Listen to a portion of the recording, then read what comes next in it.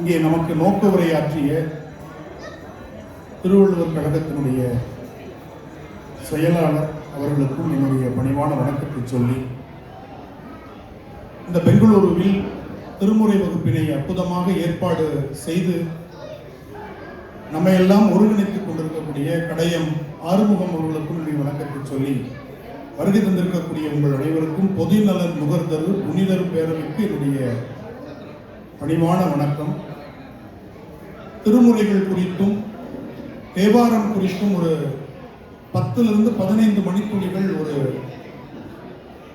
விளக்கத்தை நாம் முதற்கண் தெரிந்து கொண்டு அதன் பின்னால் நாம் இசை வகுப்பிற்குள் நுழையலாம்.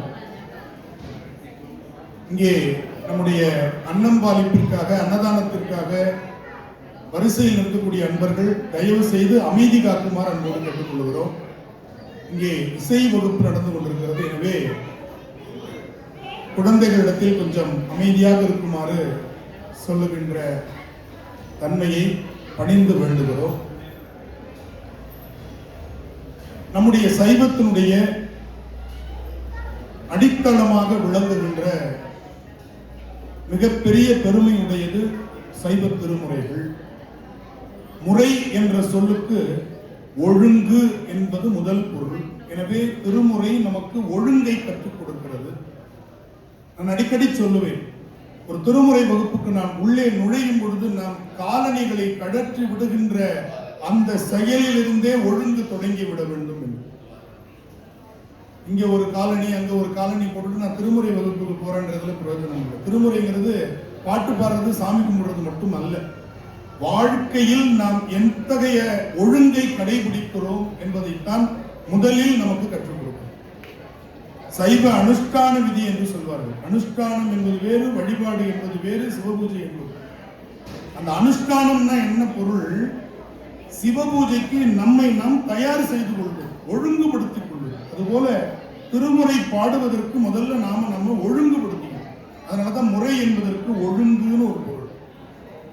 முறை என்றால் வரிசை என்று ஒரு பொருள். முறை என்றால் உரிமை என்பது ஒரு பொருள். இப்படி நிறைய சொல்லிட்டு வரோம். இதை விடவும் முறை என்றால் முறையீடு என்பதனுடைய ஒரு சுருக்க சொல்லாகவும் பார்க்கலாம். இது ஒரு ஆழ்ந்த பொருள். ஏன்னா நம்ம உதவிகளை மனிதர்கள்ட்ட கேட்டு பழகிறோம். ஆனால் திருமுறை நமக்கு இறைவனிடம் கேட்க சொல்லி பழகுகிறோம். மனிதர்கள் செய்யலாம், செய்யாமல் போகலாம். அது அவர்களுடைய மனநிலையை பொறுத்தது, சூழலை பொறுத்தது. ஆனால் இறைவனிடத்தில் நாம் சென்று முறையீடு செய்யும் பொழுது அவன் அதை செவிமடுத்து கேட்கிறான்.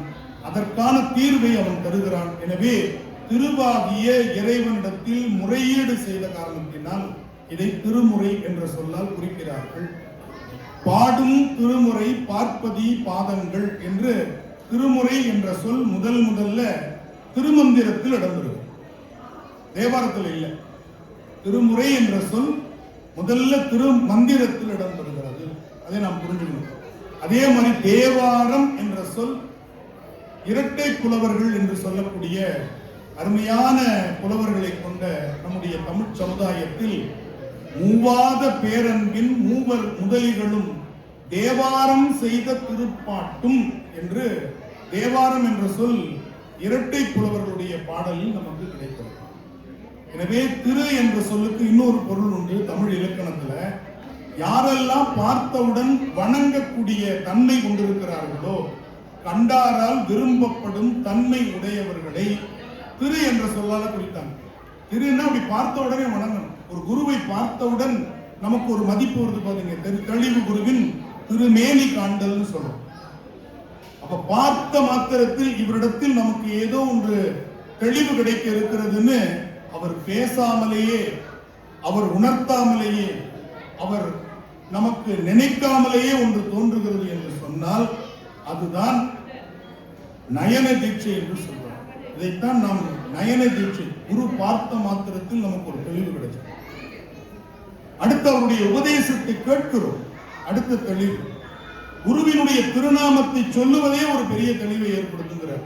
தெளிவு குருவின் திருநாமம் செப்பல்னர். இப்படி யார் வாழ்ந்த 63 நாயன்மார்களில் அப்பூதி அடிகளார் சிவாய நமசிவாய சொன்னதா வரலாற்றில் இல்லை.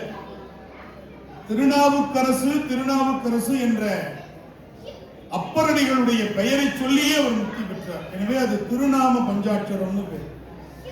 இறைவனுடைய நாமத்திற்கு நிகராக குருவினுடைய நாமத்தை சொல்லுவது நமக்கு 5 எழுத்து மந்திரத்தை சொல்வதற்கு நிகரானது. அதனால்தான் நம்ம 4 பெருமக்கள்னு சொல்றோம் இல்லையா? திருஞான சம்பந்தர். இதை தெரிந்தவர்கள் நினைவுபடுத்திக் கொள்வதற்காக. புதியவர்கள் நிறைய இந்த வகுப்புல சேர்ந்திருக்கிறீங்க, அவங்களுக்கு இந்த செய்தி புதுசா இருக்கு. திருஞான சம்பந்தர், திருநாவுக்கரசர், நம்பி ஆரூரர், மாணிக்கவாசர், இந்த 4 பெருமக்களை தான் சைவ சமய குரவர். குரவர்னா சான்றோர், அடுத்தவங்கள்ட்ட சான்று காட்டுறோம் இல்லையா? அவங்கள மாதிரி இருக்கணும், இவங்கள மாதிரி வாழணும், அவங்கள மாதிரி உன்னதமா இருக்கணும்னு யாரெல்லாம் நாம் சான்று காட்டுகிறோமோ அவர்களுக்கு பேர் சான்றோர் என்று. 5 புலன்களை தன்னுடைய கட்டுப்பாட்டில் வைத்திருக்கிறவங்களுக்கு பேர் ஆன்றோர்னு பேர். இந்த ரெண்டுமே இல்லாதவங்கள சான்றோரே ஆன்றோரேன்னு பேச்சு வழக்கில் நம்ம சொல்லிட்டு இருக்கோம். ஆன்றோர் என்பதற்கு 5 புலன் அடக்கியவர்கள். 5 புலன்களை அதன் வழி செல்லாமல் தங்களுடைய கட்டுப்பாட்டில் வச்சிருக்கிறவங்களுக்கு பேர் ஆன்றோர். அடுத்தவங்களுக்கு சான்றாக வாழக்கூடியவர்கள், உதார புருஷன் என்று சொல்வார்கள் வடமொழியில், அவங்களுக்கு பேரு சான்றோர்னு பேர். அப்படி சான்றாண்மையும் ஆன்று அறிந்து அடங்கிய ஒழுக்கமும் கொண்டவர்களுக்கு ஆன்றோர் என்ற குரவர் என்ற சொல்லை நமக்கு சைவத்தில் குறிச்சாங்க. இப்ப இந்த 4 பேர் நமக்கு தெரிஞ்சிருச்சு. 12 திருமுறைகளை ஞாபகம் வச்சுக்கணும். முதல்ல என்ன 12 திருமுறைகள்? ரொம்ப எளிமையா ஞாபகம் வச்சுக்கிற மாதிரி சொல்றேனே, குழந்தைங்கள்லாம் இருக்கீங்க. அடுத்த வகுப்புல இருந்து கேள்வி கேட்டு பதில் சொன்னா ஒரு பரிசு உண்டு. அடுத்த வகுப்புல இருந்து உறுதியா எல்லா வகுப்புலையும் நம்ம அதை ஆரம்பிச்சாச்சு. குழந்தைகளுக்கு எழுது பொருள் பரிசு, பெரியவங்களுக்கு புத்தக பரிசு. சரியா? அதை நான் தனியா ஆரம்பத்துக்கு அனுப்பிச்சு வச்சிருவோம், ஒரு பெரிய பார்சல். அதனால இனிமேல் ஒவ்வொரு வகுப்பிலும் நடத்தக்கூடிய இந்த பாடங்கள்ல இருந்து கேள்வி கேட்க சரியா சொல்லணும். 12 திருமுறைகள். சரியா? அதுல முதல் 3 திருமுறைகள் திருஞான சம்பந்தர் அருளிய திருப்பதிகங்கள். ரொம்ப எளிமையா சொல்லிட்டு வரோம். நான் உங்களுக்கு கொடுக்கிற புத்தகத்தில் இந்த வரலாறு விரிவா 4, 5, 6 ஆகிய 3 திருமுறைகளை அருளியவர் திருநாவுக்கரசர். 7ஆம் திருமுறை அருளியவர் நம்பி ஆரூரர், சுந்தரர்னு நம்ம சொல்லுவோம். சுந்தரர்ங்கிறது அவருடைய போன ஜென்மா பெயர். நம்பி ஆரூரர் என்பதுதான் அவர் திருமுறை பாடும் பொழுது அவருக்கு உள்ள பெயர். அடுத்தது 8ஆம் திருமுறை. அதுல 2 நூல் இருக்கு. எத்தனை நூல் இருக்கு? 2 நூல் இருக்கு 8ஆம் திருமுறை. ஒரு நூலுக்குள்ளேயே 2 இருக்கு. ஒன்னு திருவாசகம், இன்னொன்னு திருக்கோவையார். அந்த திருக்கோவையாருக்கு இன்னொரு பேரு திருச்சிற்றம்பல கோவையார். 2 நூல். இந்த 2ஐயும் அருளியவர் மணிவாசகர் அல்லது மாணிக்க வாசகர். 9ஆம் திருமுறை நம்முடைய கருவூரார், பூந்துருத்தி நம்பிகாட நம்பி, சேந்தனார், திருமாளிகை தேவர், கண்டராதித்தர், வேணாட்டடிகள், இப்படி 9 அருளாளர்கள் அருளிய திருவிசைப்பா திருப்பல்லாண்டு. 9ஆம் திருமுறையில் 2 நூல் இருக்கு. 8ஆம் திருமுறை 2 நூல் இருக்கு. 9ஆம் திருமுறையில் 2 நூல் இருக்கு. ஒன்று திருவிசைப்பா, மற்றொன்று திருப்பல்லாண்டு. இதுல திருவிசைப்பா 9 பேரும் பாடியிருக்காங்க. ஆனா திருப்பல்லாண்டு ஒரே ஒருத்தர் தான் பாடியிருக்கார். அவர் பாடினது சேந்தனார். இப்ப 10ஆம் திருமுறை நமக்கு வாழ்க்கையில 2 உண்டு. லா அண்ட் ஆர்டர்னு சொல்லுவாங்க. சட்டம் மற்றும் ஒழுங்கு. இதுதான் சட்டம் என்பது நல்ல ஞாபகம், இலக்கணம். ஒழுங்கு என்பது இலக்கியம். இன்னைக்கு நம்ம வாழ்க்கையே லா அண்ட் ஆர்டர் வேணும்னு சொல்றோம். அதுபோல தோத்திரம் என்பது திருமுறைகள், சாத்திரம் என்பது சித்தாந்தம். சரியா? இந்த 2ம் நாவுக்கரசர் சொல்றார். தோத்திரமும் சாத்திரமும் ஆனார்தாமே. இறைவன் எப்படி இருக்காரு? தோத்திரமாகவும் இருக்கிறான், சாத்திரமாகவும் இருக்கிறான். அப்படி ஒரு கலவையாக அமைந்த ஒரு நூல் திருமந்திரம். 10ஆம் திருமுறை திருமந்திரம். அதனை அருளியவர் திருமூலர். அடுத்து 11ஆம் திருமுறையில 40 நூல்கள் இணைச்சி ஒரு தொகுப்பா வச்சிருக்கிறாங்க. இந்த 40 நூல்களும் 11ஆம் திருமுறையில இருக்கு. இதை அருளியவர்கள் 12 பேர். அதுல முதல் நபர் யாருன்னு சொன்னா திரு ஆலவாய் உடையாராகிய சிவபெருமானே முதல் நூல். தன்னுடைய நண்பருக்கு ஒரு கடிதம் எழுதுறார், சேரமான் பெருமாள் நாயனார். அந்த கடிதத்துக்கு அந்த காலத்துல திருமுகம் அப்படின்னு பேர். அது பாடலாக அமைந்ததால் அதற்கு பாசுரம் என்று பெயர். புரியுதா? திருமுக பாசுரம். அதுலதான் காரைக்கால் அம்மையார், சேரமான் பெருமாள் நாயனார், நக்கீரர், கல்லாட தேவர், வர்ணதேவர் போன்ற அருமையான 12 அருளாளர்களுடைய பாடல்கள் 40 நூல்களாக. சரி, முடிஞ்சுதா? இப்ப 12ஆம் திருமுறைக்கு பேரு சேக்கிழார் சுவாமிகள் அருளிய பெரிய புராணம். 11 திருமுறைகள் இறைவனை பாடிய நிலையில் 12ஆம் திருமுறை இறைவனையும் இறை அடியார்களையும் பாடியதால் அதற்கு திருத்தொண்டர் புராணம், திருத்தொண்டர் மாக்கதை. சரி, இப்ப பெரிய புராணம் அப்படின்னு சொன்னா சைஸ்ல பெருசா, அதை விட கம்பராமாயணம் பெருசா இருக்கு. அப்ப கம்பராமாயணத்தை தான் பெரிய புராணம். அப்ப சைஸை வச்சு முடிவு பண்றது. சரி, வயசை வச்சு முடிவு பண்ணாங்கன்னா அப்பரடிகள் 81 வயது, ஞானசம்பந்தர் குழந்தை 3 வயது. அப்ப பெரியவர்னு எப்படி தீர்மானிச்சாங்க? நமக்கு ஏதாவது ஒரு சந்தேகம் வந்தா நம்முடைய முப்பாட்டன் திருவள்ளுவர் இருக்கார் இல்லையா, அவர் வீட்டு கதவை தட்டணும். சாமி, எங்களுக்கு ஒரு சந்தேகம், இதுக்கு என்னன்னு நீங்க கொஞ்சம் பதில் சொல்லுங்க அப்படின்னு அவர் பதில் சொல்லுவார். இப்ப நமக்கு என்ன சந்தேகம்? பெரியவர் அப்படிங்கிறதுக்கு என்ன அளவு, எதை வச்சு முடிவு பண்றீங்க பெரியவர் அப்படின்னா? திருவள்ளுவர் டக்குன்னு சொல்லிட்டார், செயற்கரிய செய்வர் பெரியர். அவ்வளவு, ஒற்றை வரி. அதுல வயசு கிடையாது, சாதி கிடையாது, மதம் கிடையாது, ஜெண்டர்னு சொல்லக்கூடிய பால் வேறுபாடுகள் கிடையாது. யாரா வேணா இருக்கலாம். என்ன செஞ்சிருக்கணும்? செயற்கரிய செயல். இதுக்கப்புறம் இதை யாருமே செய்ய முடியாது. ஏங்க, சாப்பாடு போடுறது ஒரு பெரிய செயல். அன்னம்பாலிப்பு நாங்கள் 1 நாள் பண்ணுவோம், 2 நாள் பண்ணுவோம். வாழ்நாளுடைய இறுதி மூச்சு திருவடி அடையிற வரையும் செய்ய முடியுமான்னா முடியாது. இது மாதிரி செயற்கரிய செயல் செய்தவங்களுடைய வரலாறை எத்தனையா தொகுத்தாரு சேக்கிழார்? 63 தனி அடியார்கள், இண்டிவிஜுவலா இருக்கக்கூடிய வரலாறு 63. அது மட்டும் இல்ல, 9 பேர் குரூப் இருக்காங்க. சித்தத்தை சிவன்பாலை வைத்தார், திருவாரூர் பிறந்தார், 30 திருமேனி தீண்டுவார், முழுநீர் பூசிய முனிவர், இப்படி அப்பாலும் அடி சார்ந்தார். நம்பியாரூரர் பாருங்க, எவ்வளவு ஒரு எதிர்கால சிந்தனை இருந்தா, தனக்கு பின்னரும் அடியார் பெருமக்கள் வருவார்கள், அவர்களுக்கு அப்போதைக்கு இப்போதே பாடி வைத்தேன்.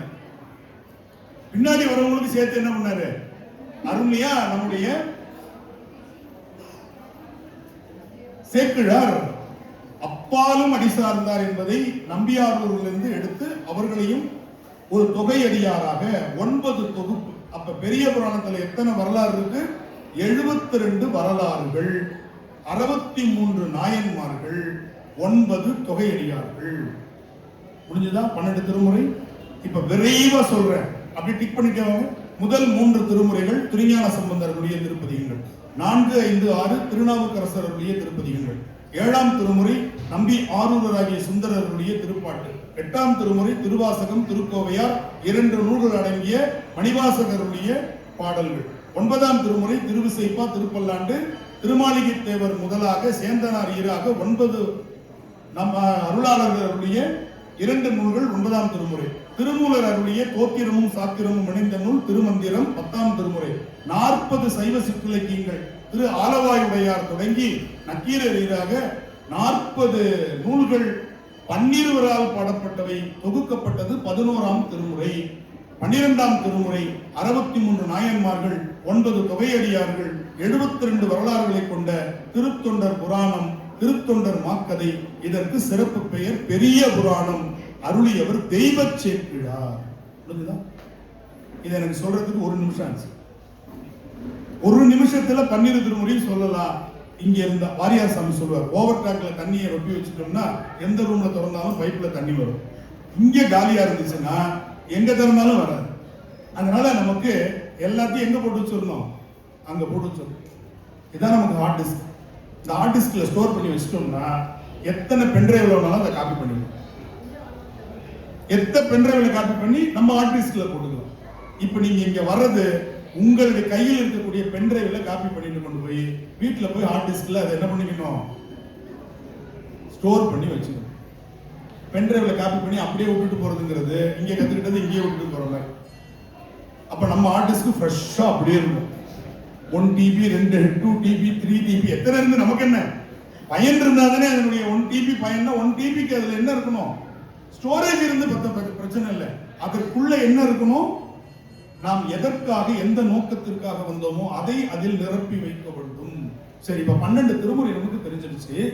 முதல் 7 திருமுறைகளை மாமன்னன் ராஜராஜ சோழன் நம்பியாண்டார் நம்பிகளை கொண்டு தொகுத்தான் என்பது வரலாறு. இத சொல்றது நூலுக்கு பேர் திருமுறை கண்ட புராணம்.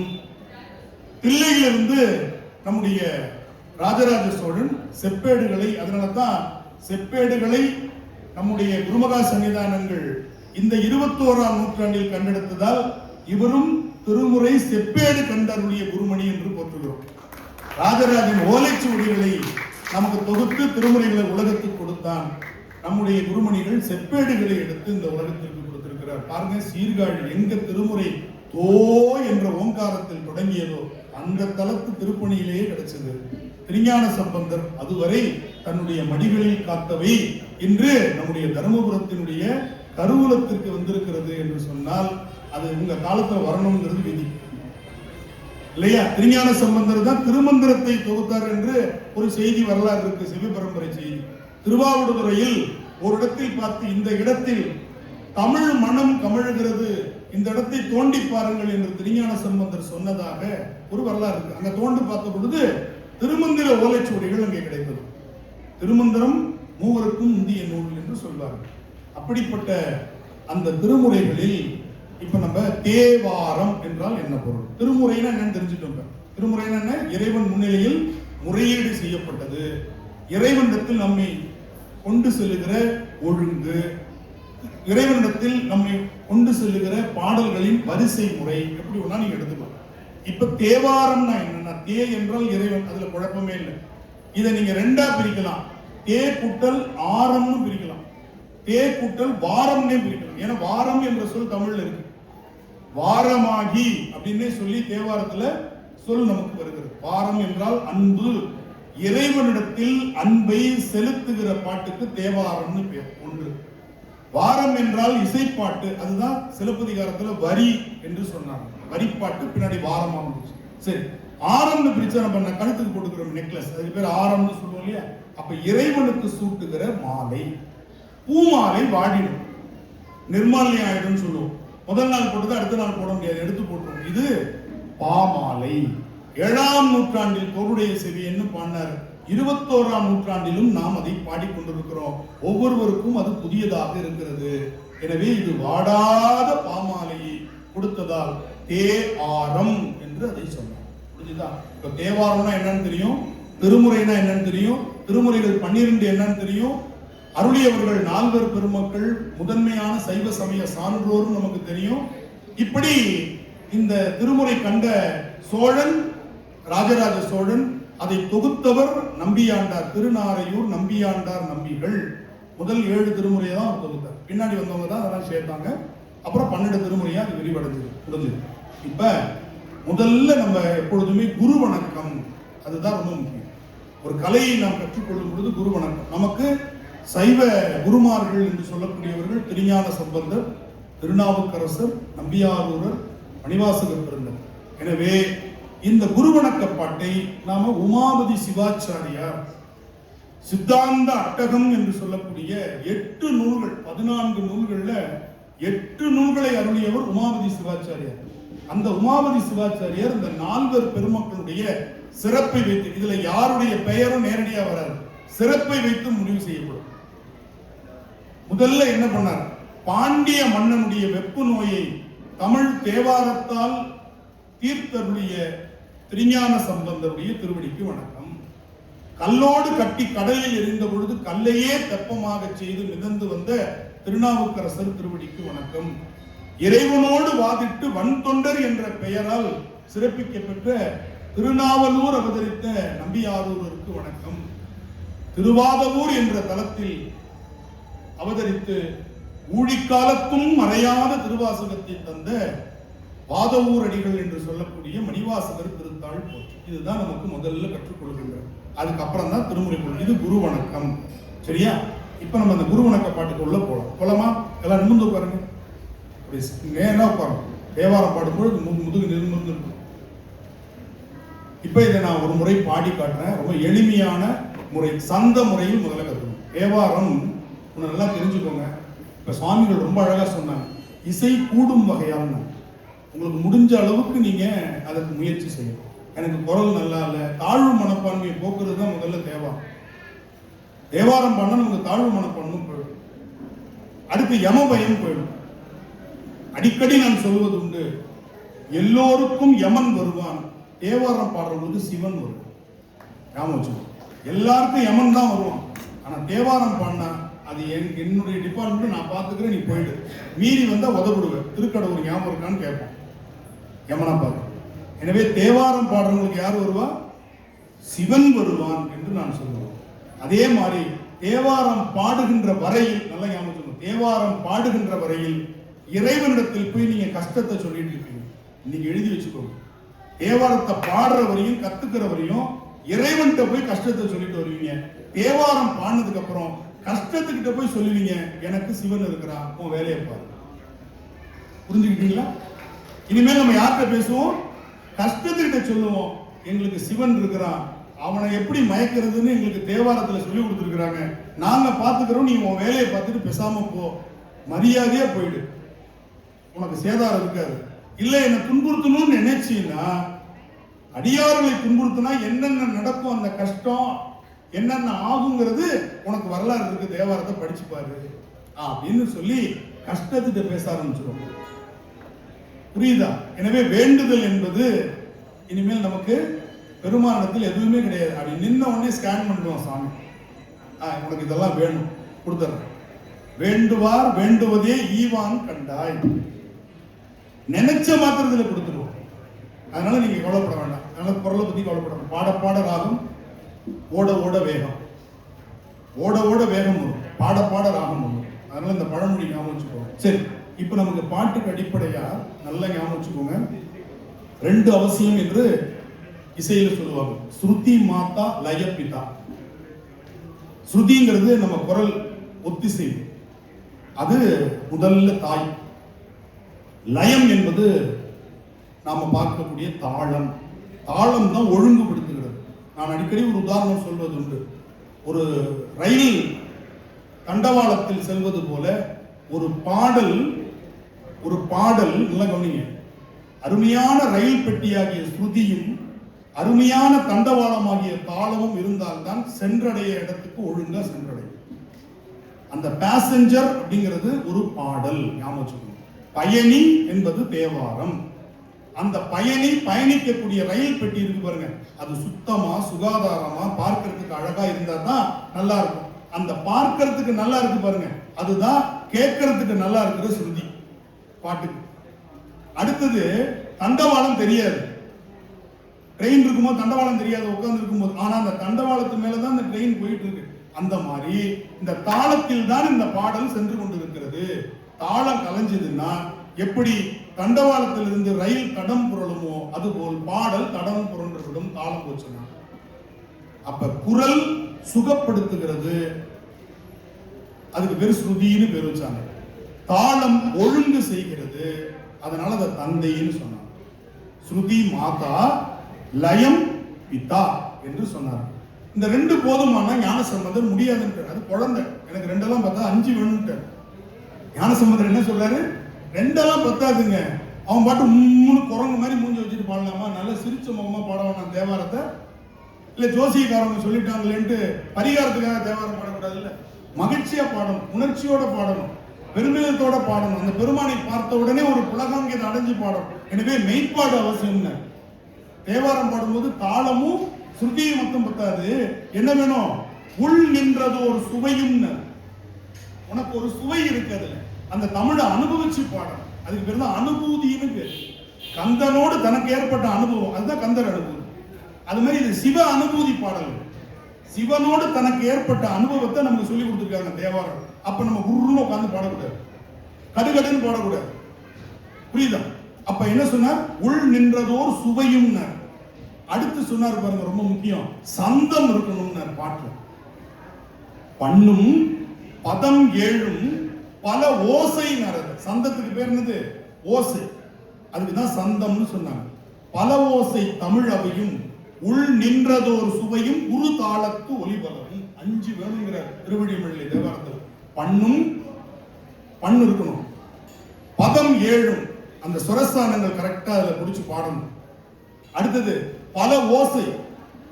இப்ப நமக்கு 4 ஓசை தெரியும் இலக்கணத்துல, செப்பல் ஓசை, அகவல் ஓசை, துள்ளல் ஓசை, தூங்கல் ஓசை. ஆனால் 20 ஓசைகளுக்கு மேல நமக்கு தமிழ்ல இருக்குன்னு தொல்காப்பியத்திலே சொல்றார். அதற்கு ஓசைக்கு தமிழ்ல வண்ணம்னு பேரு. ஓசைக்கு தமிழ்ல என்ன பேரு? வண்ணம் அப்படின்னு பேரு. அதுல ஒரு பெரிய கெட்டிக்காரர் இருந்தார், அவர் பேரு வண்ணச்சரபர் தண்டபாணி சுவாமிகள் சொல்லுவாங்க. வண்ணச்சரபம் தண்டபாணி சுவாமிகள் 100க்கு மேற்பட்ட வண்ணங்கள் பாடியிருக்கார் தமிழ். சரி, அடுத்தது என்ன சொன்னார்? உள் நின்றதோர் சுவையும் நகை, அழுகை, இளிவரல், அச்சம், பெருமிதம், வெகுளி, உவகை என்று சொல்லக்கூடிய 8 விதமான மெய்ப்பாடுகள் ஒரு பாட்டு வச்சிருக்கு. அந்த மெய்ப்பாட்டை நீங்க சொல்லணும். கடைசியா சொன்னார், உரு தாளத்து ஒலி பரவும், தாளமும் வரும். இப்ப இந்த 5 ஞாபகம் எத்தனை சொல்லியிருக்கேன்? 5. ஒரு பாட்டுக்கு தேவை எத்தனை? 5 தேவை. அடிப்படை 2, மீதி 3 துணை. முதன்மை ஆதாரங்கள் 2, துணைமை ஆதாரங்கள் ஒரு பாட்டுக்கு எத்தனை? 3. ஆகமத்தை எத்தனை? 5 வேணும்னு சொல்லி புரிஞ்சுச்சா? இப்போ ஒரு பாட்டை நம்ம தொடங்குறோம். இந்த பாட்டுக்கு பன்முறை, பாராயண முறைன்னு 2 பாகுபாடு உண்டு. ஒரு பாட்டை, தேவார பாட்டை முதல்ல படிக்க தெரிஞ்சிருக்கணும். அடுத்தது அந்த பாடலை கேட்கிற ஆற்றலை பெறணும். இசையோடு பாடுறாங்களே அப்ப கேட்கணும், நல்ல காது கொடுத்து கேட்கணும். 2. 3வது பன்முறை பயிற்சி. அதற்கு முன்னதாக சந்த முறை பயிற்சி. 4 வந்துருச்சா? அடுத்தது அனுபவ பயிற்சி. அதுதான் சுத்தாங்கம்னு சொல்லுவாங்க, அனுபவமா பாடுறது. இப்ப இது எல்லாமே நான் உங்களுக்கு இன்னைக்கு முதல் வகுப்புல ஒரு சாம்பிள் மாதிரி தான். ஒரு கடைக்கு போய் ஒரு இனிப்பு வாங்குற மாதிரி வாங்கி சாப்பிட்டு பார்த்து நம்ம 1 கிலோ 2 கிலோன்னு வாங்குற மாதிரி இல்லையா? அது மாதிரி தான் இன்னைக்கு நான் சொல்ல போறேன் முதல் வகுப்பு. இப்ப நம்ம என்னென்ன சொல்லியிருக்கிறோம் ஞாபகம் வச்சுக்கோங்க. தேவாரத்தை படிக்கிறது, தேவாரத்தை கேட்கிறது, தேவாரத்தை சந்தத்தோடு பாடுறது, தேவாரத்தை பண்ணோடு பாடுவது, தேவாரத்தை அனுபவித்து அனுபவமாக பாடுவது. இதுல தாளம் வராது, சுத்தாங்கமா பாடுறதுன்னு சொல்லுவாங்க. சரி, இப்ப நான் உங்களுக்கு படிக்க தெரியும், எல்லாருக்கும் தேவாரத்தை எல்லாருக்கும் படிக்க தெரியும், கேட்டிருக்கீங்க. இப்ப நம்ம 3வது என்னது? சந்தத்தோடு எப்படி பாடுறது. அதுதான் இப்ப குரு வணக்க பாட்டு நம்ம பாடி காட்டுறோம். இதான் சந்தம். பாருங்க. பொழித்த புகலியர்கோன் கழல் போற்றி ஆழிமிசை கல்மிதப்பில் அணைந்த பிரான் அடி போற்றி வாழி திரு நாவலூர் வன் தொண்டர் பதம் போற்றி ஊழிமலி திருவாத ஊரத்திரு தாழ் போற்றி. இதாங்க சந்த முறை. புரியுதா? எவ்வளவு எளிமையா இருக்கு பாருங்க. இதுதான் சந்த முறை என்று பேர். அந்த சந்தத்தை அப்படியே நம்ம காதால வாங்கி தாளம் போட்டே பாடுறோம். இதுக்கு தாளத்துக்கு பேர் ஏக தாளம்னு பேர். ஆதி தாளம், ரூபக தாளம் அப்புறம் உங்களுக்கு நான் சொல்லித்தரேன். இப்ப நம்ம ஏக தாளத்துல சந்தம் எப்படி போடுறது? ஊழியர்கோன் பொழித்த புகலியர்கோன் கழல் போற்றி. பாருங்க. ஊழியர்கோன்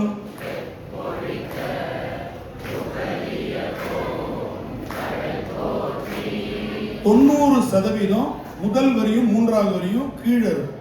90%. 2வது லைனும் 4வது லைனும் ஹை பிட்ச் போகும். 90%.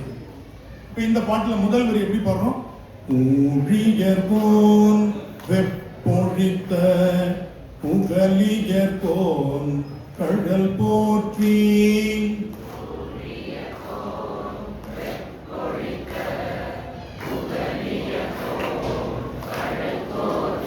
இப்ப ஞாபகம் வச்சுக்கிறதா சொல்றேன்.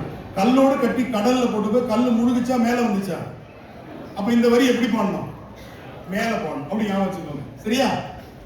ஆழிமிசை கல்மிதப்பில் அணைந்த பிரான் அடி போற்றி.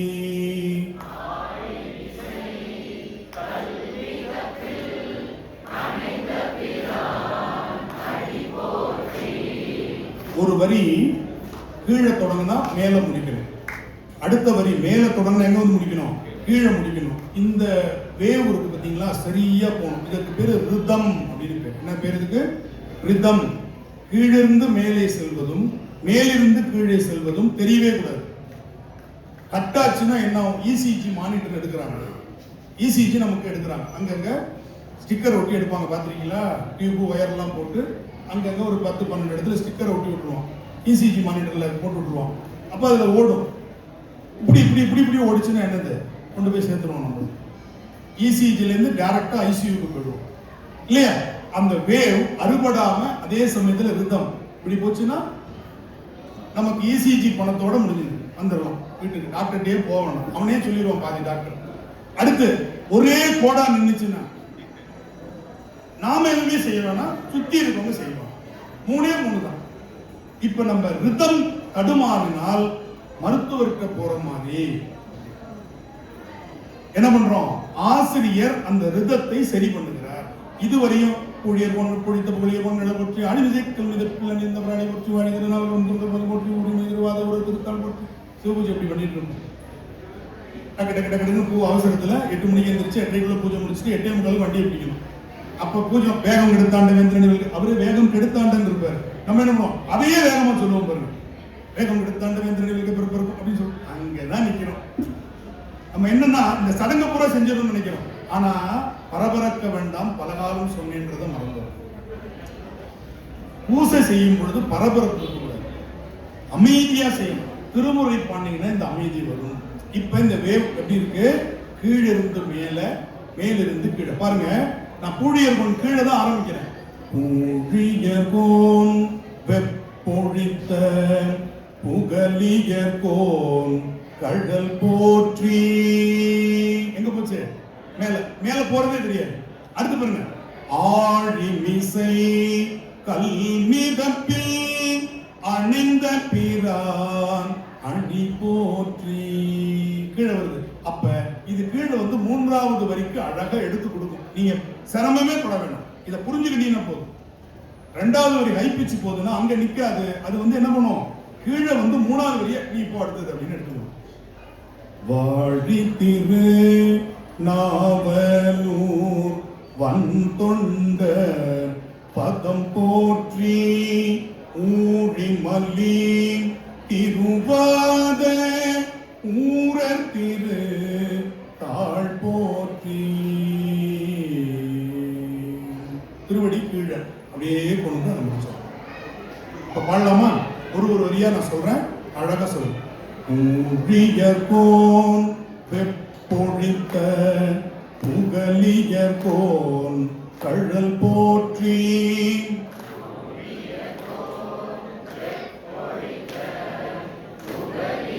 சத்தமா. ஆழி மிசை கல்மிதப்பில் அணிந்த பிரான் அடி போற்றி.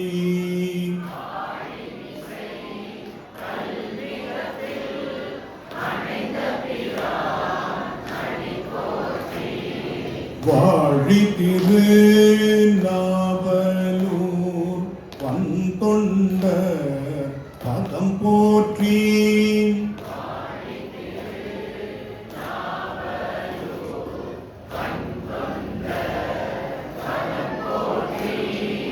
ஊழி மல்லி திருவாத ஊர திரு தாழ் போற்றி.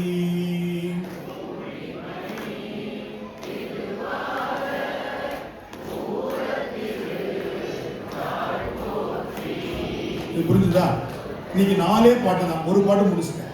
அடுத்து 3 பாடிய முதல் பாட்டு மட்டும் இன்னைக்கு எல்லாமே நம்ம மாதிரி தான். அடுத்த வகுப்புல இருந்து பதிகமாக சன்னிதானம் அப்படிதான் உத்தரவு கொடுத்துருக்காங்க. நம்ம அப்படிதான் நடத்துறோம். முழு பதிகம். இதுல முதல் பாட்டு கடைசி பாட்டு அப்படிலாம் கிடையாது. சரியா? பஃபேல போயிட்டு 1வது பதார்த்தத்தையும் 84வது பதார்த்தத்துக்கு மட்டும் கொடுங்க, நான் சாப்பிட்டு வரோம். மீதி 82 சாப்பிடுறோமோ இல்லையோ வாங்கி தட்டு நிறைய நிறைச்சிடறோம்ல. பஃபே உணவுல போய் எங்கேயாச்சும் நம்ம 2, 3 சாப்பிட்டு வரோமா? திருமுறையில மட்டும் நமக்கு ஏன் கஞ்சத்தனம்? அதனால பாடல் 10 பாடவல்லார் பாவம் பறையுமே ஞானசம்பந்தர் வாக்கு. 10 பாட்டு பாடினாதான் முழு பலன்.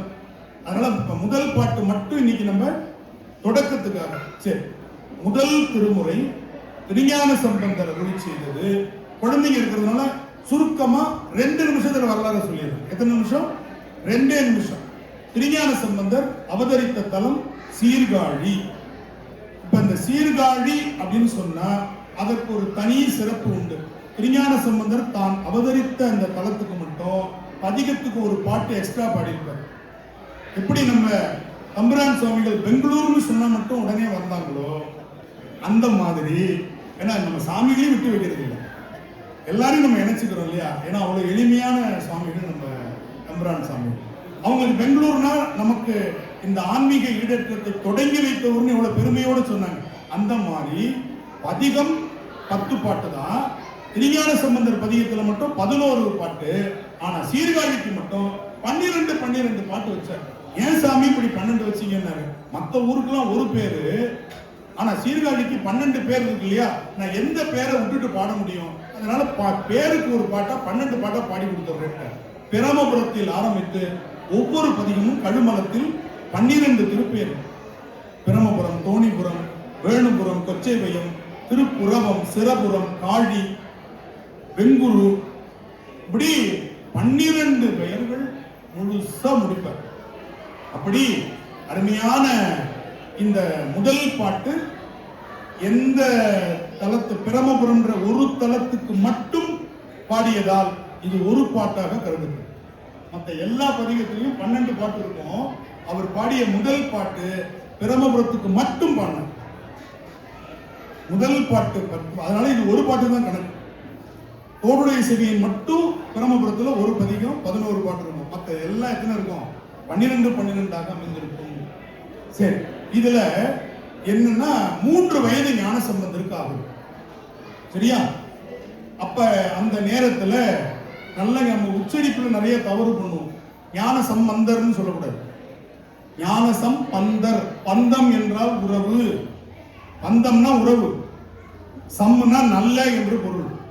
ஞானத்தோடு நல்ல உறவு வைத்தவர், அதனால் ஞான சம்பந்தர். இதை சொல்லிட்டு வாரியார் சாமி சொல்லுவார், நம்ம வீட்டுல பொண்ணு கொடுத்து பொண்ணு எடுத்தா அவங்களை என்னன்னு சொல்லுவோம் அப்படின்னு கேட்பார். அங்கேருந்து ஒருத்தர் ரொம்ப சரியா சொல்றது நினைச்சு சம்பந்தி அப்படின்னு. சம்முன்னா நல்ல, மந்தினா பெண் குரங்கு. வீட்டுக்கு பெண் கொடுத்தவங்க குரங்குன்னா சொல்றதுன்னு அவர் உட்கார்ந்துருவார். ஐயோ, இது நம்ம சம்பந்திக்கு தெரியாம இருக்கணுமே நம்ம சொன்னது. சம்பந்தினா என்ன பொருள்? நல்ல குரங்குன்னு இருக்கும். அதுவும் நல்ல பெண் குரங்குன்னு இருக்கும். கடுவன்னா ஆண் குரங்கு, மந்தினா பெண் குரங்கு. இனிமேல் எப்படி சொல்லணும்? நம் குடும்பத்தோடு நல்ல உறவை ஏற்படுத்தினவர் சம்பந்தி. அதுக்கு பேர் என்னது? சம்பந்தின்னு பேர். சம்பந்தி வந்திருக்கிறாங்கன்னு சொல்றோம். நம் பேச்சு வழக்கில் அது மாதிரிதான் ஞான சம்பந்தர் அப்படின்னு. ஞான சம்பந்தர், பந்தர்னா உறவு, உறவு வச்சது. சரி, அவருக்கு 3 வயது. அப்பா பேர் சிவபாத இருதயர், அம்மா பேர் பகவதி அம்மையார். அப்போ ஒரு நாள் அப்பா கோயிலுக்கு குளிப்பதுக்கு, அந்த காலத்துல நம்மள மாதிரி குளியலறை வசதிகள் அதெல்லாம் டேப்பை திறந்து வாளியில குளிக்கிறதுலாம் கிடையாது. வாவியில குளிக்கிறது தான். வாவினா குளம்னு அர்த்தம். குளம், ஏரி, ஆறுகள் தான் குளிப்பாங்க. அப்படி போகும்போது நானும் ஒரு குழந்தை அடம் பிடிக்குது. குழந்தை தூக்கி தோல்ல வச்சுட்டு போறாரு. இந்த கதையெல்லாம் உங்களுக்கு சொல்லியிருப்பாங்க, புரியாதவங்களுக்கு தெரியாதவங்களுக்கு சொல்றேன். குளத்தங்கரையில குழந்தைய உட்கார வச்சுட்டு இவரு நல்லா குளிச்சுட்டு தன்னுடைய அகத்தவம் என்று சொல்லக்கூடிய நீரில் மூழ்கி சில நிமிடங்கள் தவம் இருக்கிறார். அது ஒரு பிராணாயாமத்தின் ஒரு வகை. அப்ப குழந்தை அப்பாவை காணணும் அழ ஆரம்பிச்சிருச்சு. அழ ஆரம்பிச்ச உடனே யாரும் வரல. கொஞ்ச நேரம் குளத்தை பார்த்து அழுத குழந்தை கோபுரத்தை பார்த்து அழுது. உடனே அங்க இருக்கக்கூடிய தோணியப்பன், ஒரு பேர் என்னது? தோணியப்பன், திருநிலை நாயகியை பார்த்து குழந்தை அழுது போய் பால் கொடுத்துட்டு வர. உடனே அம்பாள் சொன்னா, நான் மட்டும் ஏன் போறேன், நீங்களும் வாங்க சேர்ந்து போறோம். குழந்தைக்கு எப்படி தாயும் தந்தையுமா சோறுனாங்க பாருங்க. ஆனா ஞானசம்பந்தர் அழுதுட்டு இருக்கிறார். தோணியப்பரும் திருநிலை நாயகியும் அங்கிருந்து ஒரு 50 மீட்டர் தான் தொலைவு. அதுக்கே 4 வீலர் எடுத்துட்டு வந்தவர் நம்ம சாமி. நான் சொல்லலைங்க, திருஞான சம்பந்தர் சொல்றாரு. 2 வீலர் கூட இல்ல, 50 மீட்டருக்கு 4 வீலர் எடுத்தவர் யாரு? நம்ம சாமி. நேர நந்திய வாகனம் 4 வீல் வச்சிருக்கிறவர் நம்ம சாமி தானே. 4 குலாம் அவர் ஊர்தியின் பாதங்கள்னு சொல்லியிருக்காருல்ல நாவுக்கரசர். அவருடைய வண்டியினுடைய பாதங்கள் எத்தனை? ஊர்தியின் பாதங்கள் 4ன்னு. அதனால 4 வீலர் வச்சிருக்காரு.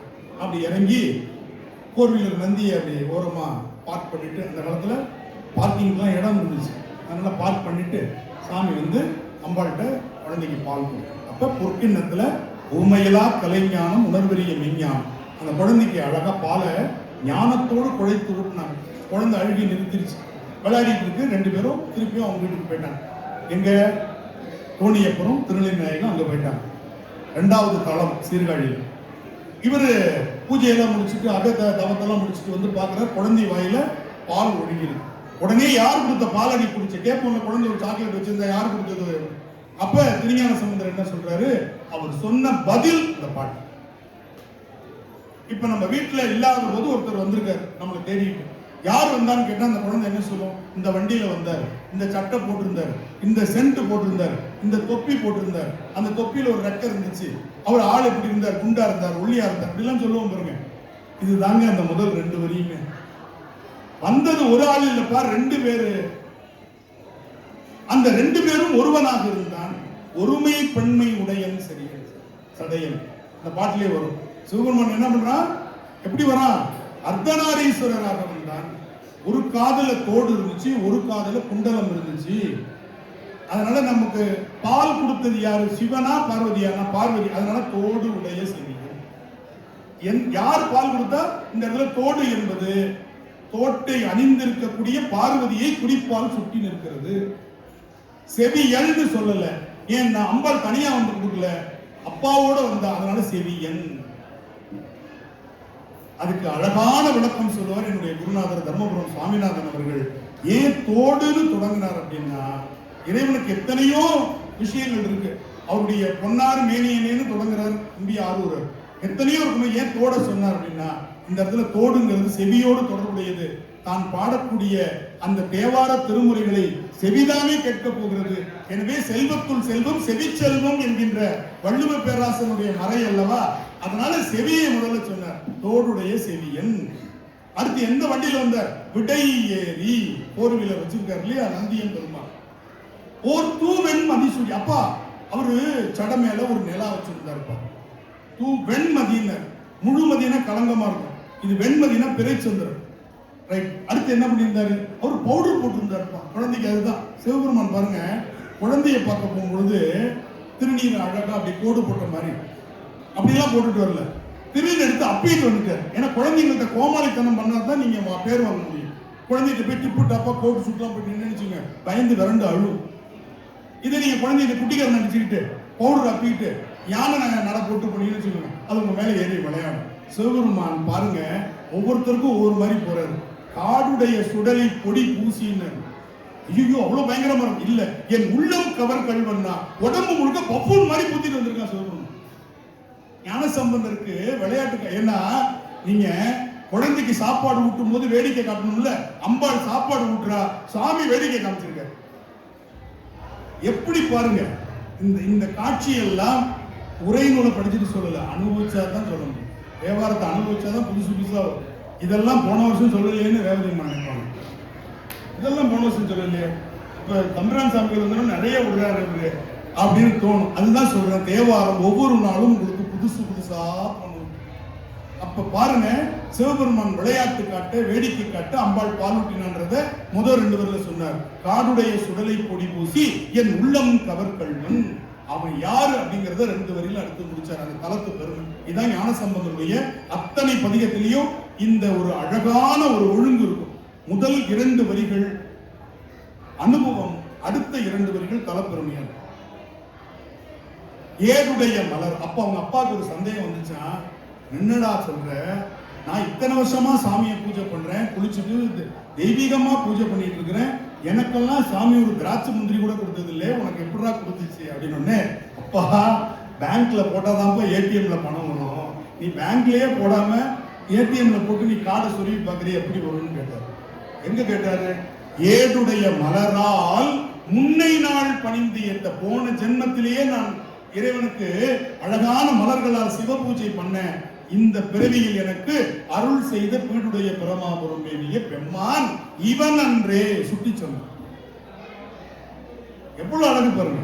நான் போன பிறவில செஞ்சிட்டேன்ப்பா, இந்த பிறவியில் நான் அறுவடை செய்யறேன். விதைச்ச அன்னைக்கு அறுவடை செய்ய முடியாது.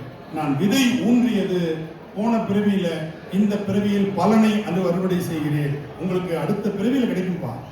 பதில் இந்த பாட்டு தான் முதல் திருப்பதிகமாக தோ என்று தொடங்கி நம்முடைய பெரிய புராணத்தினுடைய கடைசி சொல் கடைசி எழுத்து இம் என்று முடிந்து ஓங்காரத்திற்குள் 12 திருமுறைகளும் நிறைவு என்று நம்முடைய வாரியார் சுவாமி சொல்லுவார். தோன்னு தொடங்குது திருமுறை, ஓங்காரத்துல உலகெல்லாம் என்று இம்முல முடியுது.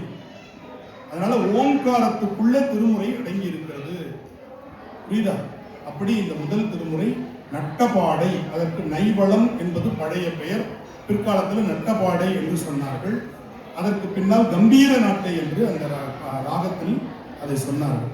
இப்ப இதனுடைய 3 நடைகள் நான் சரியா 1 மணிக்கு இந்த வகுப்பை நிறைவு செஞ்சிருவேன். அந்த உத்தரவாதத்தை உங்களுக்கு கொடுக்குறேன், கவலைப்படாங்க. இன்னும் 24 நிமிஷம். எத்தனை நிமிஷம்? 24 நிமிஷம். இந்த பாட்டியும் நடத்தி அடுத்த 2 பாட்டியும் நடக்கும். இதுல சொல்ல வேண்டியதை சொல்லிடுறேன். இப்ப நான் 3 சொன்னேன். இப்ப பாராயண முறை படிக்கிறது தெரியும். தோடுடைய செவியன் விடையேறி ஓர் தூ வெண்மதி சூடி, தூவன்னு பாடுவாங்க, தப்பு. தூ வெண்மதி சூடி காடுடைய சுடலை பொடி பூசி என் உள்ளம் கவர் கள்வன், ஏடுடைய மலரால் முன்னை நாள் பணிந்து ஏத்த அருள் செய்த பீடு உடைய பிரமாபுரம் மேவிய பெம்மான் இவன் அன்றே இவன் தான் என்று சொன்னார். இது படிக்கிறது. இதற்கு சந்தம் கண்ட நடை. என்ன நடை? நமக்கு தமிழ்ல 4 நடைகள், நல்லா ஞாபகம் வச்சுக்கணும். அடிப்படை நடைகள் 4. கர்நாடக இசையில 5 நடை, பஞ்ச நடைகள்னு சொல்லுவாங்க. திருப்புகள்ல பஞ்ச நடையும் உண்டு. ஆனா தேவாரத்துல 4 நடைகள் தான். தக்கிட்ட ஒரு பாட்டு, தக்கிட்ட தக்கிட்ட தக்கிட்ட தக்கிட்ட தக்கிட்ட அப்படின்னு சந்தம் அமைஞ்சால் அதற்கு திஸ்ர நடை என்று பொருள். புரியுதா? அடுத்தது தக்க திம்மி தக்க சொன்னு, தக்க திம்மி தக்க சொன்னு, தக்க திம்மி தக்க சொன்னு, இப்படி போச்சுன்னா அதற்கு சதுஸ்ர நடை. சதுரம்னா 4 பக்கம், தக்க திம்மி 4 நாளா வந்துச்சுன்னா சதுஸ்ர நடைன்னு பேர். தக்க தக்கிட்ட தக்க தக்கிட்ட தக்க தக்கிட்ட தக்க தக்கிட்ட இப்படி போச்சுன்னா 5 எழுத்தா இருந்துச்சுன்னா கண்ட நடை. தக்கிட்ட தக்க திம்மி தக்கிட்ட தக்க திம்மி தக்கிட்ட தக்க திம்மி தக்கிட்ட தக்க திம்மி இப்படி 7 எழுதா போச்சுன்னா மிஸ்ரம் என்று பேர்.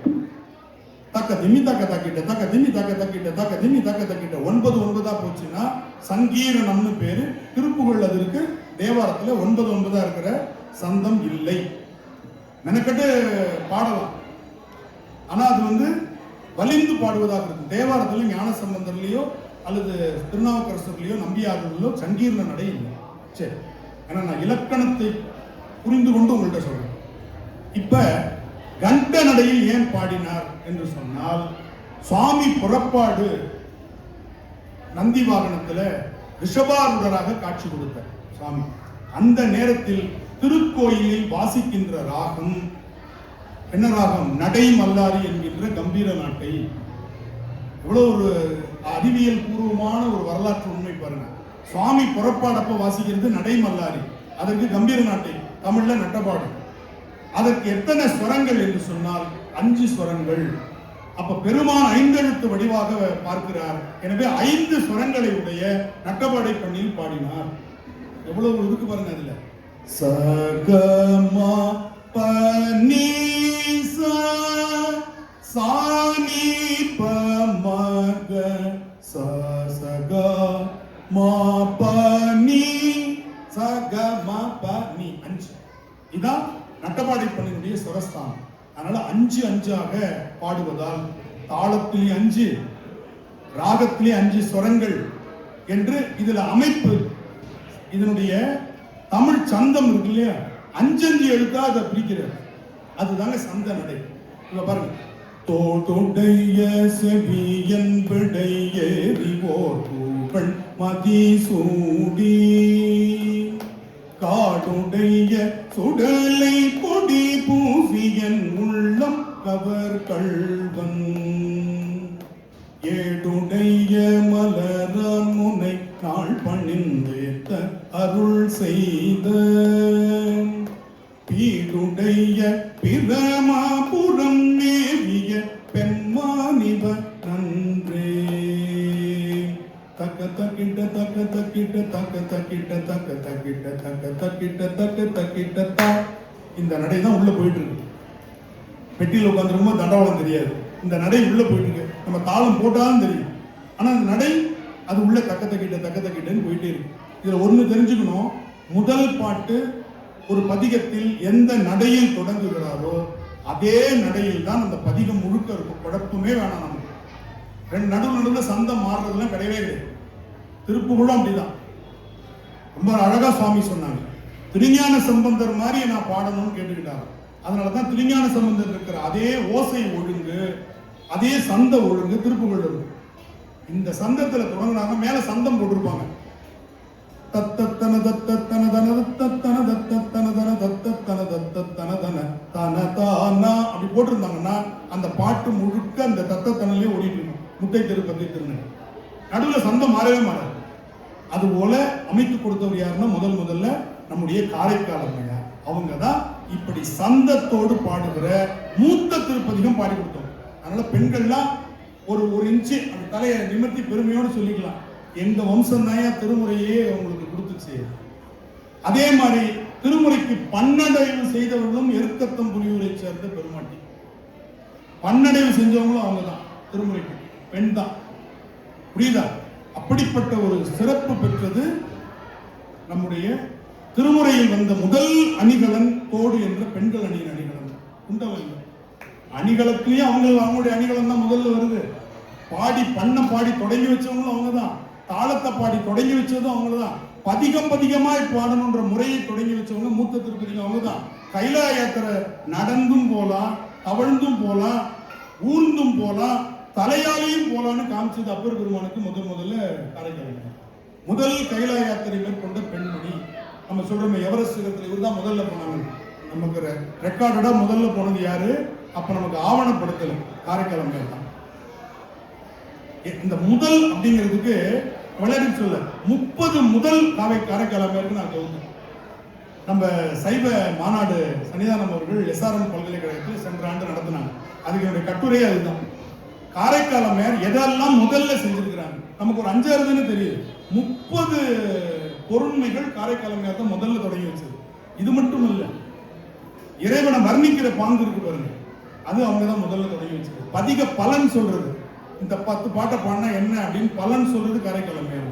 அதுதான் ஞானசம்பந்தர் அப்படியே எடுத்துக்கிறார், நம்பி ஆரூரர் எடுத்துக்கிறார். சொல் கட்டமைப்பு, பாட்டு எப்படி ஒரு சொல்லோடு ஒரு சொல்லை எப்படி கோர்த்து பண்றது அப்படின்னு கட்டமைப்பு திருநாவுக்கரசருக்கு சொல்லிக் கொடுத்தது காரைக்கால் அம்மையார். அந்தாதி எப்படி அந்தாதி பாடணும், அற்புத திருவந்தாதி. இரட்டை மணிமாலை எப்படி பாடணும், காரைக்கால் அம்மையாருக்கு முன்னாடி யாரும் பாடல, பாடி கொடுத்தாங்க. அந்தாதி எப்படி பாடணும் அப்படின்னு இதெல்லாம். அதுவும் வெண்பால அந்தாதி காரைக்கால் அம்மையார். வெண்பா பாடுறதே பெரிய கஷ்டம். அந்த வெண்பால அந்தாதி பாடினவங்க யாரு? காரைக்கால். அப்படி நீங்க எடுத்து பாத்தீங்கன்னா முதல்னு அதே மாதிரி 63 நாயன்மார்கள அமர வைத்து சிறப்பு செய்கின்ற ஒரே பெண்ணடியார், முதல் பெண்ணடியார் யாருன்னா காரைக்கால் அம்மையார். இறைவனே அம்மான்னு கூப்பிட்டாராம், அப்பனேன்னு விழுந்து வணங்கினாங்க. சேக்கிழார் ரொம்ப அழகா சொல்ல, அம்மான்னு கூப்பிட்டாங்க.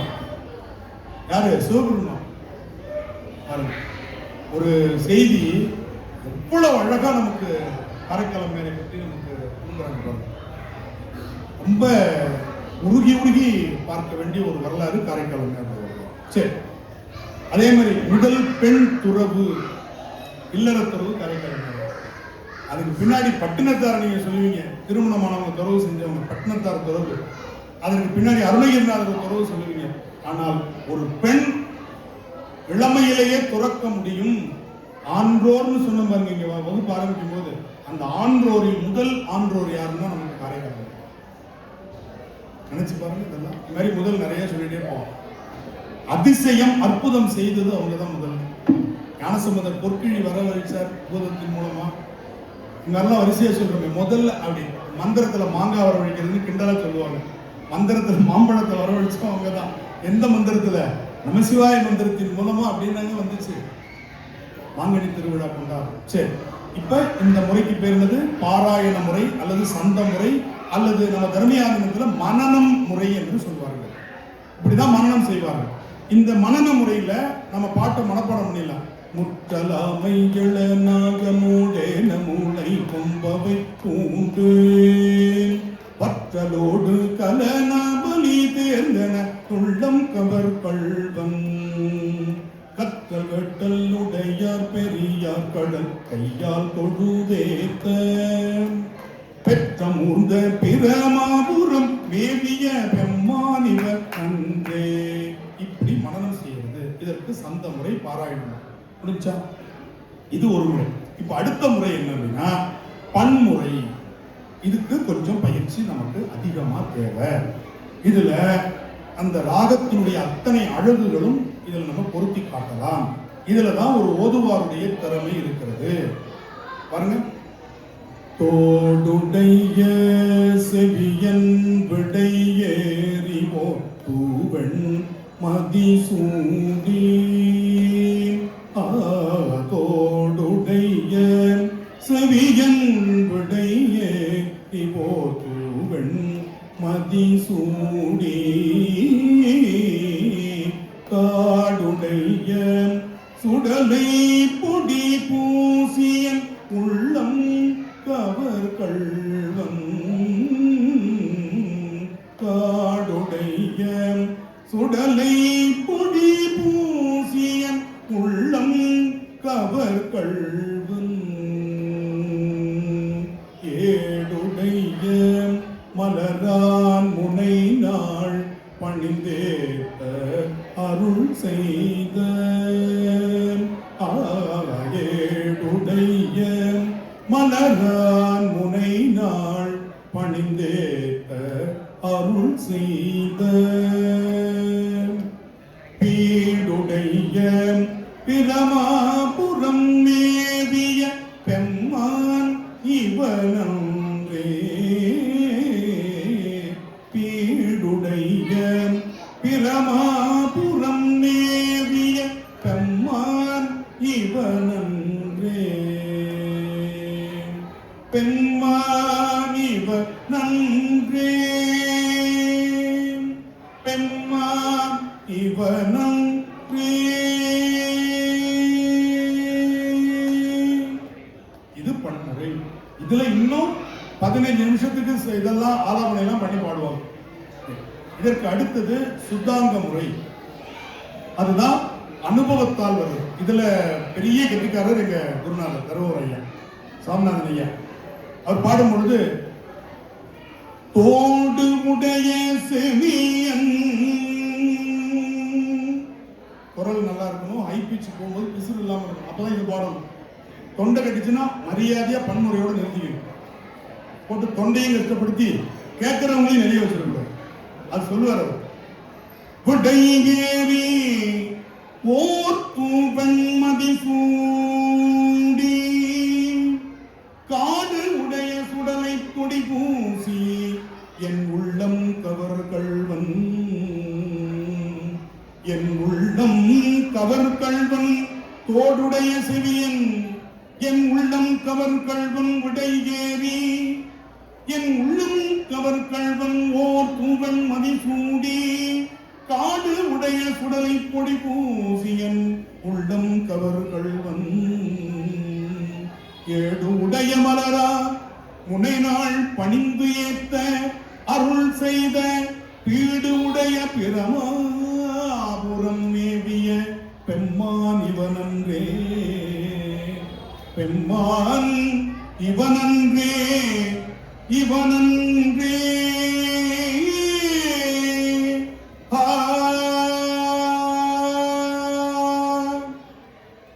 இது அனுபவம்.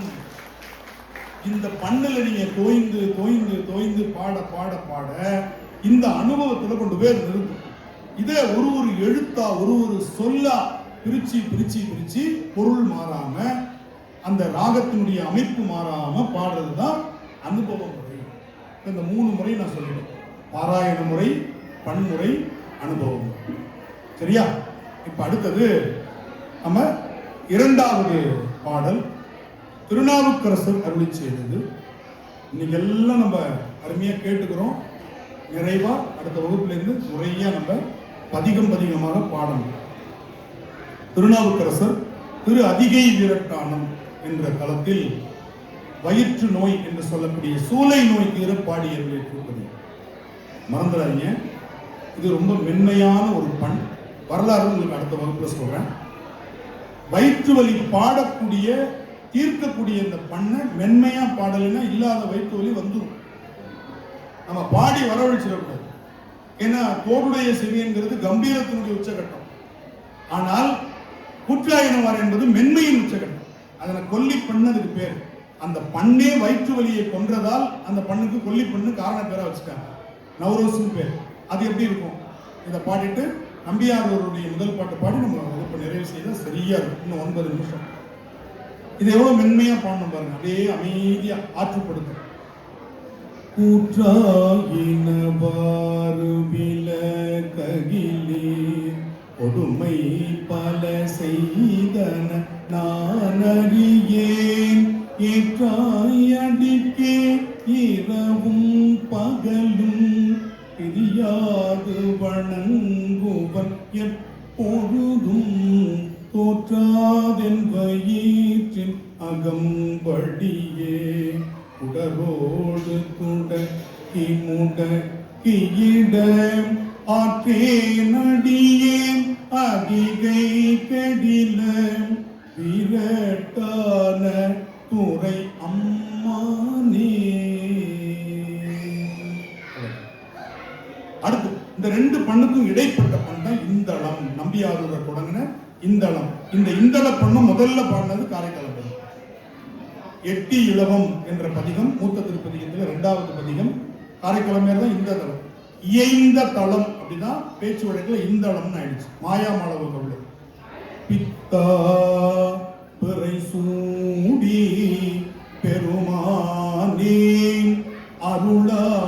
அருளாளம் எத்தான் மறவாதே நினைக்கின்றேன் மனத்துன்னை வைத்தாய் பெண்ணை தென்பால் வண்ணை நல்லூர் அருட்டுரையுள் அத்தாம் உனக்காளாயினி அல்லேனேனலாமே.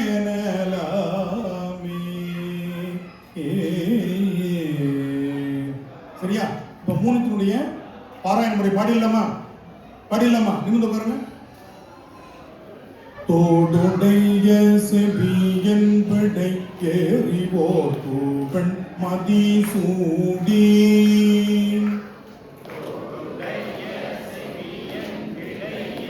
சத்தமா காடுடைய சுடலை பொடி பூசியன் பாதி பாதியா சொல்றேன். காடு உள்ளம் கவர் கள்வன்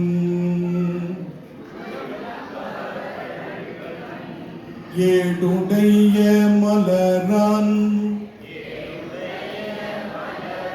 முனை நாள் பணிந்தேத்த அருள் செய்த ஈடுடைய பிரமாபுரம்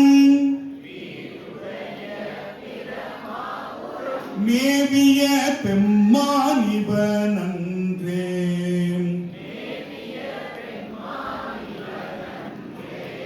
புரியுதா? அடுத்து திருநாவுக்கரசருடைய பாட்டு பேசலாமா? மென்மையான பாட்டுன்னு சொல்லுங்க. பாதி பாதியா சொல்ற. கூற்றாயினவாறு விலககிலே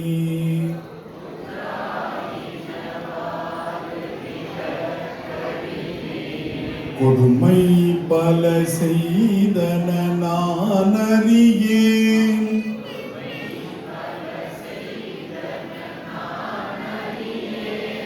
ஏற்றாயடிக்கே இரவும் பகலும்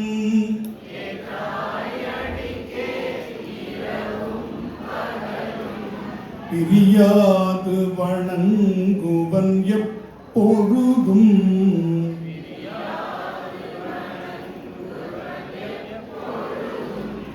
தோற்றாதென் வயிற்றின் அகம்படியே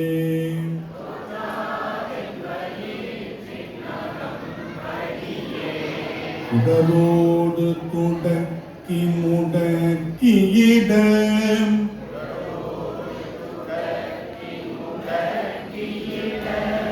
ஆற்றேன் அடியேன் அதிகை கெடில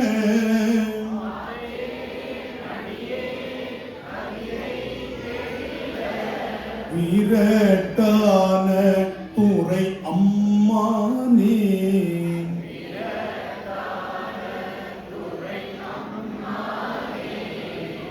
அவ்வளவுதான். ரொம்ப எளிமையானதுதான் இந்த பாட்டு. ரொம்ப ஆலாபனையில அதை பண்ணக்கூடாது.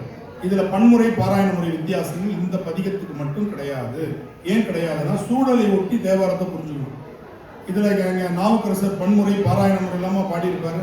வயிற்று வழியில போய் நின்று பாடுறாரு. எப்படி இருக்கும்? இது பன்முறை, இது பாராயண முறை, இது சுத்தாங்க முறை அப்படின்லாம் பாடியிருப்பாரு. வயிற்றோடு துடக்கி முடக்கி இடனார். முடக்கி போட்டுருச்சான் அவர். அப்ப எப்படி அழுது அழுது பாடியிருப்பார். அதற்கான சரியான முறை இப்ப நான் உங்களுக்கு சொல்லி கொடுக்குறேன். சரியா? அடுத்தது நம்பி ஆரூரருடைய முதல் திருப்பதிகம் திரு வெண்ணைநல்லூர் என்ற தலத்தில் அருள் செய்த பதிகம் பித்தா பிரைசு. இதற்கு பாராயண முறை உண்டு. இப்ப நான் முதல்ல உங்களுக்கு பாடினது பன்முறை, அது நம்ம அடுத்தது வரும். இப்ப பாராயண முறை. இதற்கு பாருங்க, தக்க தாக்கிட்ட, இதனுடைய நடை தக்க தக்கிட்டல இருந்து கொஞ்சம் வித்தியாசப்படுத்துறார். தக்க தாக்கிட்ட, அதுவும் பஞ்ச நடையில ஒண்ணுதான், கண்ட நடை தான். ஆனா தக்க தாக்கிட்ட. பித்தா பிறை சூடி பெருமானே அருளாளா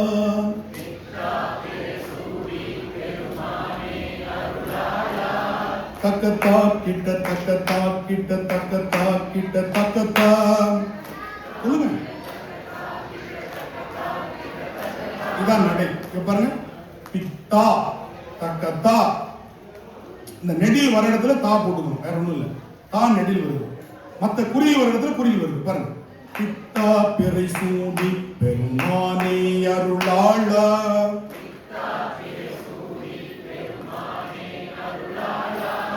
எத்தான் மறவாதே நினைக்கின்றேன் மனத்துன்னை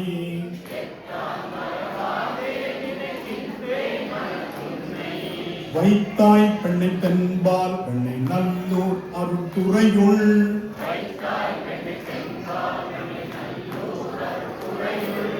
அத்தா உனக்காளாயினி அல்லேன் எனலாமே.